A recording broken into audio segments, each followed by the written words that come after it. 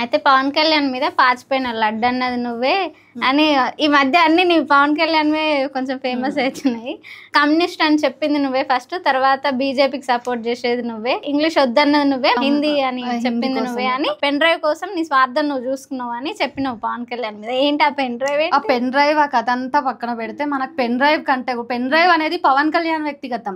పవన్ కళ్యాణ్ వ్యక్తిగతం కంటే కూడా మనకు మన భవిష్యత్తు అవసరం. ఈ రోజు ఆంధ్రప్రదేశ్ ప్రజలు అంతమంది ఉన్నారు, కనీసం నువ్వు ఒక ఆల్టర్నేటివ్ పర్సన్ గా మాకు హెల్ప్ అవుతావు అని తీసుకొచ్చాయి. నేను ఒక గద్దె మీద కూర్చోబెడితే ఆయన చేయాల్సినవి అంతకు ముందు మాట్లాడినవన్నీ ఒక రకంగా ఉన్నాయి.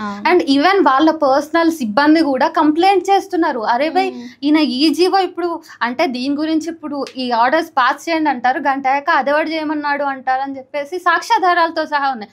అంటే నువ్వు మాట్లాడే నీ నాలుకకి నరం లేదని చెప్పేసి ఎట్లా పడితే అట్లా తిప్పితే ప్రజల భవిష్యత్తు నీ చేతిలో ఉంది. నువ్వు చేసిన ఫేక్ ప్రామిసెస్ ఎక్కడ పోవాలి? భావజాలం ఇప్పుడు నువ్వోనైనా అనుకో సహని, మన భావజాలంలో మనకి క్లారిటీ లేకపోతే నీకో నాకో ప్రభావం పడుతుంది అని అట్లా కాదు కదా. ఆయన భావజాలాన్ని చూపించే గద్దెనెక్కిండు, అది నిలబెట్టుకోకపోతే ఇంతమంది అంటే కోట్ల మంది విశ్వాసాలని నువ్వు లెక్క చేయనట్లయితే, వాళ్ళని మోసం చేసినట్లయితే. ఆయన మీద చీటింగ్ కేసు పెట్టలేమా మనం? ఎన్ని అట్రాసిటీస్ అవుతున్నాయి, ఆయన ఏం మాట్లాడిండు. ఆ తర్వాత ఏమన్నాడు, ప్రతి మహిళ యొక్క రక్షణ నా బాధ్యత కాదు అన్నట్టుగా మాట్లాడినాడు. సో ఇవన్నీ ఏంటి, వాళ్ళ కాన్సెన్సీలా దళితులను వెళ్ళేస్తే కూడా ఎవరో మాట్లాడలేదు అసలు. అంతకుముందు చెప్పింది అయితే ఏడ చిన్న చీమ చిటుక్కుమన్న నేను దళితుడిని, ఎక్కడ చీమ చిటుక్కుమన్నా నేను రియాక్ట్ అవుతా, మనం మాట్లాడాలి అని చెప్పి అందరిని పబ్లిక్ని ఊగిచ్చి ఇప్పుడు అస్సలు దళితుల గురించి మాట్లాడాడు, స్త్రీల గురించి మాట్లాడాడు, సనాతన అంటాడు, ఇంకా ఏంటి బీజేపీకి సపోర్ట్, మోడీ చుట్టూ ఇదే అయిపోయింది ఆయన అసలు. అంటే ఆయన ఇప్పుడు ముస్లిమ్స్ దగ్గర ఉన్నా కాబట్టి నేను టోపీ పెట్టుకోవాలి, మొహాలు చూసి పొట్టు పెట్టడం, ఉన్న ప్లేట్ ఫిరాయించడం, ఇవన్నీ బాగా అలవాటు ఆయనకి. ఇంకా ఆయన ఏమనుకుంటున్నాడు అంటే ఈ సినిమాలో ఈ క్యారెక్టర్ లాగా ఈ ఎవరికి నాది ఈ క్యారెక్టర్ అనుకుంటున్నాడు. He should come out of that కదా. ఈయన ఒక పాలక పక్షంలో ఉన్నాడు, నీకంటూ ఒక విలువ ఉంది, ఇంతమంది జనాలు నిన్ను నమ్మి ఓట్లు గుద్దిరు కదా, వీళ్ళ ఓట్లకి నువ్వు ఏం సమాధానం చెప్తావు? At least end of the day ఆయన ఇంట్రోస్పెక్ట్ చేసుకోవాలి ఆయనంతో ఆయన. అసలు అరే నేను ఏం చెప్పొచ్చినా, నేను ఇప్పుడు ఏం చేస్తున్నా, ఇవన్నీ కాదు. అంటే నిన్ను ట్రోల్ చేస్తారు కదా, కింద కామెంట్లు కూడా బాగుంటాయి, చాలా బాగుంటాయి లేకుండా అసలు ఎంత అంటే ఇంత దారుణం అని నేను అనుకున్నా. బట్ నీ వీడియోస్ చూస్తే కొన్ని నువ్వు కూడా అంటే కొన్ని బూతులు బాగా మాట్లాడతావు, అవసరం అనిపించినప్పుడు మాట్లాడతా. కొన్నిసార్లు నేను జర్నలిస్ట్ గా వీడియోస్ చేస్తే, కొన్నిసార్లు పోయెట్ గా చేస్తా. అదే చెప్తున్నాను, అన్ని వీడియోస్ నా జర్నలిస్ట్ గానే మాట్లాడిన ఉండవు సహని. నేను ఒక పోయెట్ ని కాబట్టి నేను జర్నలిస్ట్ లాగానే బిహేవ్ చేద్దామనే కెమెరా ముందుకు వస్తా, కానీ సడన్ గా ఏమైతే అంటే నేను ఏవి ముందు చూసుకోను. జర్నలిస్ట్ అంటే బ్యాలెన్స్ మెయింటైన్ చేయాలి, నేను ఏవి ముందు చూసుకోను. వార్త కదా, నేను జర్నలిస్ట్ని కదా, నేను వీడియో చేస్తా, న్యూట్రల్గా ఉంటా అనుకుంటా. కానీ నా లోపల ఒక పోయెట్ ఉంటాడు కదా, ఆ చదువు ఏంటిది ఇంత రిక్లెస్గా ఎట్లా బిహేవ్ చేస్తారు, ఇంత అన్యాయం అసలు మనుషుల ప్రాణాలంటే అనేటటువంటివి కలుపుకోమంటది ఒక చోట సహని. అట్లాంటి సందర్భాల్లో మాత్రం పరిధి దాటుతో ఒక పోయెట్ అవతారమే ఎత్తుతా. ఆ సందర్భాల్లో ఇంత ట్రోల్ చేస్తారు ఏందబ్బా అని ఇబ్బంది అవుతుంటే నువ్వు కూడా అదే లాంగ్వేజ్ వాడుతావు. అంటే ఇప్పుడు నన్ను ఎట్లయినా ట్రోల్ చేస్తారు, ఎవరిని ట్రోల్ చేయరు. మంచి వీడియోస్ చేసిన చెడ్డ వీడియోస్ చేసిన ట్రోలింగ్కి అవుతాం అన్నప్పుడు ఆ ట్రోలింగ్ ని నేను అడాప్ట్ చేసుకున్నా. ఏం చేస్తా అంటే పోయట్రీ బయటకు వస్తాడా, లేదంటే తీన్మార్ మల్లన్న లెక్క ఆయన కూడా బూతులు మాట్లాడి కేసీఆర్ని తిట్టి ఫేమస్ అయ్యిండు.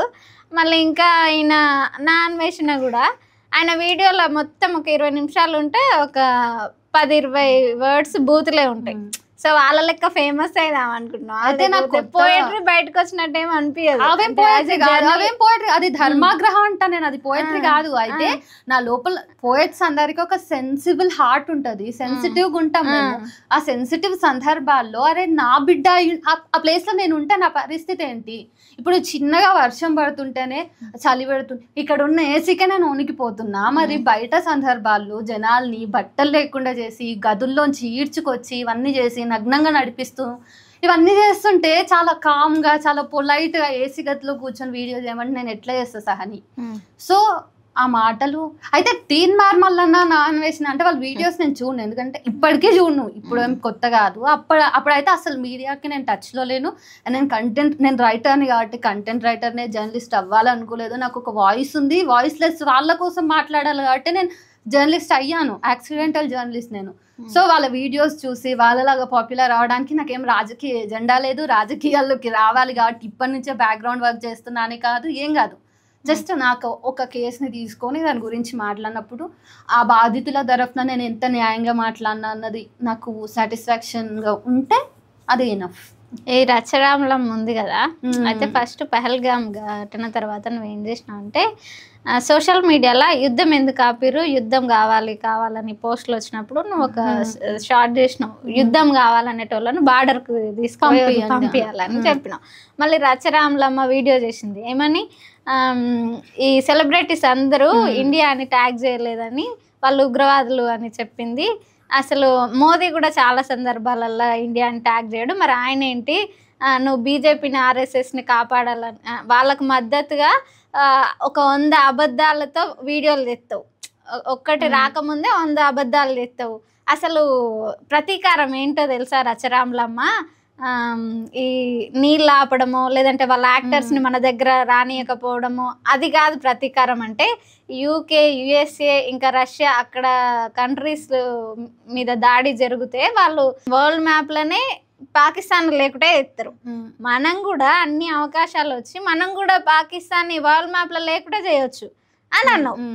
ఈమె చెప్పినందుకేమో ఇట్లా వరల్డ్ మ్యాప్లో లేకుండా చేయాలి అని యుద్ధాన్ని ప్రోత్సహించినావు. మళ్ళీ అంతకుముందేమో ఇట్లా యుద్ధం కావాలనుకునేటోళ్ళని బార్డర్లో మాట అస్సలు కరెక్ట్.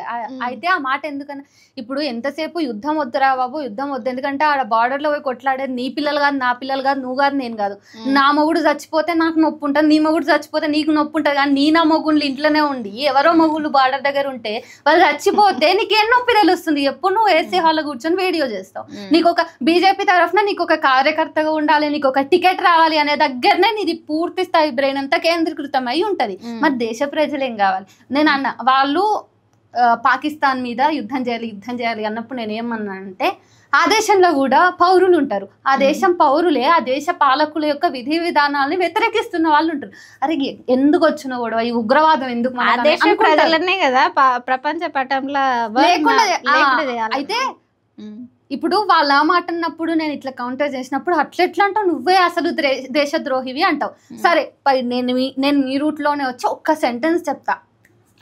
నేనేమంటున్నా అంటే ఒక స్టాండ్ మీద మాట్లాడు, ఇట్లా యుద్ధం నిర్ణయం కాదు, నీ భర్త నా భర్త కాదు వేరోళ్ళు అని అట్లా చేసినావు.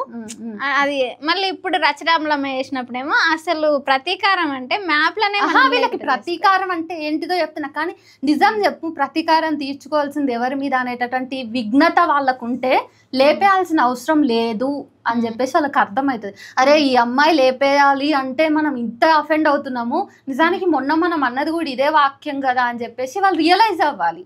సో మ్యాప్ని లేపేస్తే ఏమవుతుంది? వాళ్ళు అంటున్నట్టు అఖండ భారత్ అంటే అందులో భాగంగా పాకిస్తాన్ కూడా ఉంటుంది. మరి ఈరోజు అఖండ భారత్ అని చాలా మంది పాటలు పాడుకుంటారు, అఖండ భారతే మా ధ్యేయం మా లక్ష్యం అంటారు. మరి పాకిస్తాన్ని కలుపుకుంటారా? కలుపుకునే అంత ధైర్యం చేస్తారా? పాకిస్తాన్ ఇంకా అఖండ భారత్ నిజంగా అఖండ భారత్ తయారైతే ఈ దేశంలో హిందువులకు దగ్గరనే ముస్లింల పాపులేషన్ కూడా వస్తుంది. దాన్ని వాళ్ళు ఫస్ట్ ఆఫ్ ఆల్ దాన్ని వాళ్ళు బ్యాలెన్స్ చేయలేరు, దాన్ని వాళ్ళు ఫేస్ చేయలేరు. ఏదో ఇక్కడ ఇండియాలో హిందువుల సంఖ్య ఎక్కువ ఉంది, పాపులేషన్ ఎక్కువ ఉంది కాబట్టి వాళ్ళ రిలీజియన్ పాలిటిక్స్ అంతో ఇంతో నడుస్తున్నాయి. నిజంగా అఖండ భారత్ ఉంటే వాళ్ళ పప్పులు ఏం ఉడకవు, బీజేపీ పప్పులు ఏం ఉడకవు. ఎందుకంటే హిందువులు వేరు, బీజేపీ హిందుత్వ వేరు. ఈ డిఫరెన్స్ తెలియకుండా ఇదంతా కలిపి కిచిడి కొట్టి జనాల్ని మోసం చేస్తున్నారు బీజేపీ ఇంకా ఆర్ఎస్ఎస్.